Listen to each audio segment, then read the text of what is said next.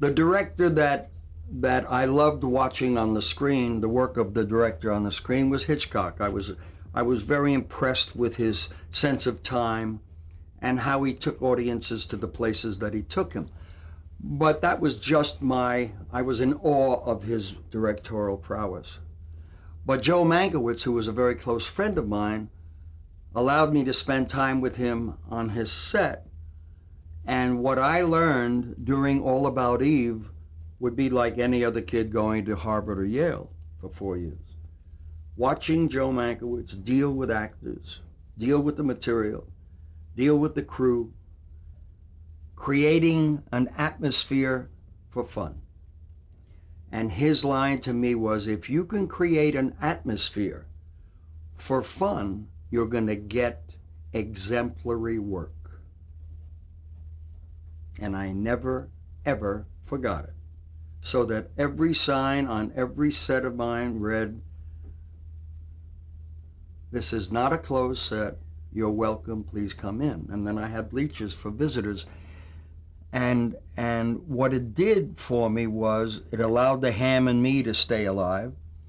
And then I found that grips and technicians and my electricians and all of these people had their own ham and were turning to these visitors to tell them about their role in this film. One cute guy I had, his name was Irving Newmeyer. He was about 77 years old. And he walked over towards the people and just stood on a gobo stand. And he leaned over and he said, "If I don't show up, he don't do this." My first directorial effort was The Bellboy. And it was incredible. People flocked to see it. And the critics, I don't know what happened to them, they loved it. They thought it was innovative. It was wonderful. It was a series of nonsensical situations, no plot. And the star of the film never spoke. It was a mime film up to the last scene. And I had written it with an idea of doing something about the old, why didn't you ask me? Why didn't you ask my opinion? No, what is it? I would have told you. Well, nobody asked me. And I took that idea and made a film out of it. Now, the interesting thing is that I shot it at the Fontainebleau in Florida, and I was appearing there, but I needed a film for Paramount. So they said they wanted to release Cinderfella. I said, no, I made that for Christmas. That's a Christmas movie.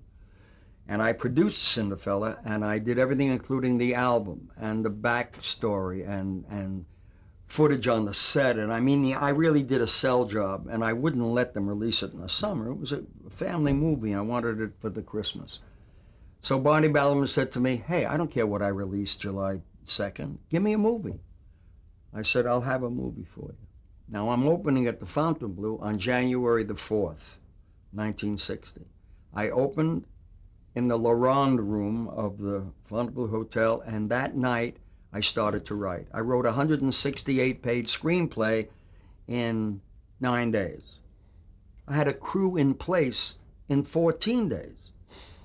We were shooting on the 16th day, and 36 days later, I went to Vegas to open there, and I was editing in the bowels of the theater. And I gave Paramount The Bellboy on July 1st. Paramount, while editing, said, "We don't know if we want to be involved in a silent movie." I said, "It's not a silent movie. Everyone in the movie's talking. The kid doesn't talk." "Well, we don't know." I said, "I'll tell you what. I'll pay for the movie, and you're not involved." They said, "Terrific." Now, the movie cost me $990,000 to make. To date, I've seen upwards of $100 million that movie has made, while tickets were a quarter. Paramount's not thrilled when they hear anything about this story.